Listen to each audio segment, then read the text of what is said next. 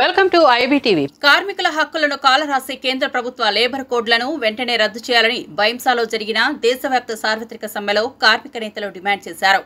IFTU రాష్ట్ర working president M హరిత, TUCI రాష్ట్ర నాయకులు రామ్ లక్ష్మణ్ ఆధ్వర్యంలో ఐబీ నుంచి టిప్పు సుల్తాన్ చౌక్ వరకు భారీ ర్యాలీ నిర్వహించారు.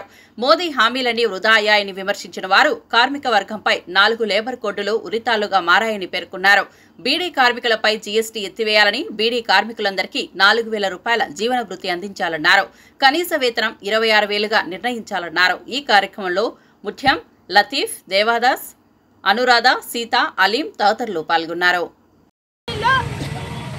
ఆ జీవోను కూడా 282 జీవోను తక్షణమే రద్దు చేయాలని, అదేవిధంగా కార్పొరేట్ అనుకూల కార్మికులను కట్టు బానిసలుగా మార్చే 4 లేబర్ కోడ్లను తక్షణమే రద్దు చేయాలని, అదేవిధంగా బీడీ పరిశ్రమలో పనిచేస్తున్న కార్మికులందరికీ కూడా షరతులు లేని జీవన భృతి ఇవ్వాలని, అదేవిధంగా బీడీ పరిశ్రమ నుండి 28% జీఎస్టీని తక్షణమే విధించాలని, రద్దు చేయాలని